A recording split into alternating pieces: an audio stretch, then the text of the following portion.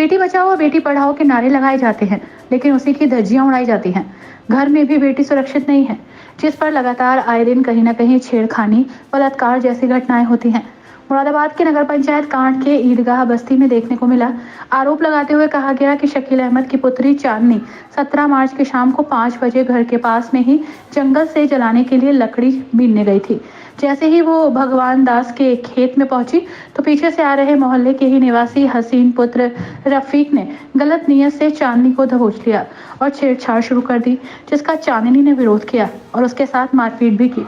चांदनी के चीखने चिल्लाने की आवाज सुनकर खेतों में ही काम कर रही महिलाओं को आता देख हसीन वहां से भाग निकला और चांदनी अपनी जान बचाकर अपने घर पहुंची और परिवार को आप बीती सुनाई, जिस पर उसके पिता शकील ने पुलिस को प्रार्थना पत्र देकर न्याय की गुहार लगाई है। लेकिन अभी तक पुलिस ने आरोपी पर कोई भी एक्शन नहीं लिया है, जिस पर पीड़ित चांदनी ने एसएसपी मुरादाबाद को प्रार्थना पत्र दिया है और न्याय की गुहार लगाई है, लेकिन पुलिस द्वारा कोई एक्शन नहीं लिया गया। न्याय मिलने की उम्मीद में पीड़ित चांदनी के पिता ने जानकारी दी।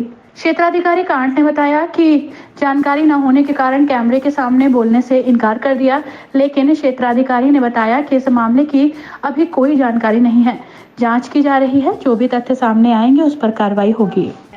मैं जलाने के लिए लकड़ी लेने के लिए गई थी भगवान दास के ट्वेल के पास में। वहाँ पे हसीन और हसीन के साथ में एक लड़का और था, उसे मैं जानती नहीं। उन दोनों ने मुझसे उल्टी सीधी बातें करी और मैंने उनको गाली गुबार दी जब उन्होंने मुझसे बदतमीजी बातें करी।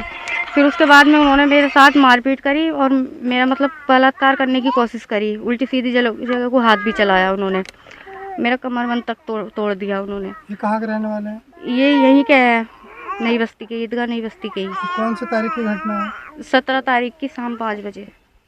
आपने इसकी शिकायत की पुलिस में? हाँ जी, मैंने शिकायत की, थाने में भी की। मैंने एसपी साहब के यहाँ एप्लीकेशन भी दी, पीआईजी साहब के यहाँ एप्लीकेशन भी दी, मगर लेकिन वो कुछ नहीं कर रहे। दरोगा जी पैसे खा गए, कुछ नहीं कर रहे, डरा रहे, धमका रहे। और जब मैं शिकायत करने के कफील के पास पहुंची, कफील डीजे वाला बहुत मालदार है, वो करोड़पति है, तो उसने मुझे कहा कि तू तो रंडी है, तू कुछ भी कर ले, हमारा कुछ नहीं बिगाड़ सकती, हम पैसे वाले हैं।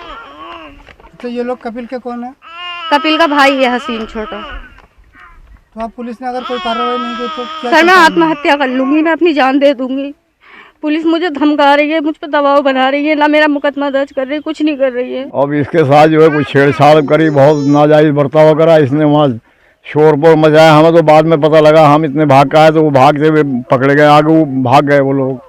अब हमने कहा कि इसके भाई से शिकायत करो, हम तो गए नहीं, ये लड़के और एक लड़का चला गया कि भैया आस्ते तो शिकायत कर दो, बेइज्जती की बात है। छेड़छाड़ करने वालों का क्या नाम है? छेड़छाड़ करने वालों का नाम है हसीन, और एक नामालूम वो कोई अज्ञात व्यक्ति था, उसका पता ही नहीं लगा क्योंकि पीठ देखी हमने भागते हुए, सामने चेहरा नहीं देखा। हसीन का देखा, ये पहचान लिया। अच्छा, मौके पे कौन कौन लोग पहुंचे थे? मौके पे पहुंचे थे यामीन भाई और अशरफ भाई और नन्ही सैरूना। हम बाद में आए, जबकि लड़की यहाँ आगे ही रोती हुई इधर साइड में, तब हम आए घर से भागे हुए। तो फिर उनका यहाँ पता नहीं लगा, वो आगे चले गए, भाग गए। इसके आपने शिकायत की पुलिस में, तो क्या आश्वासन? जी, मैंने पुलिस ने शिकायत करी। पहले दुकान पे गया, उन्होंने कहा जा तू कुछ भी कर ले, ऐसे तैसे मरा ले, अगर हम पे बाल माँ का हो जा, पुलिस हमारा कुछ भी नहीं कर सकती है। कांट थाना अगर हमारा कुछ कर ले और कहीं भी तू कर जाएगा, आ गई हैं। मैं साहब एसपी के यहाँ पहुँचा, एसपी साहब के यहाँ से मैंने कंप्लेंट कराई, वो भी दब गई। डीआईजी साहब को कंप्लेंट दी कल, वो भी दब गई। अब उल्टी मुझे धौंस दी जा रही, मेरा नाम लिख के ले गए, मेरे छोटे छोटे बच्चों का ले गए कि तुम्हें सबको जेल भेजेंगे।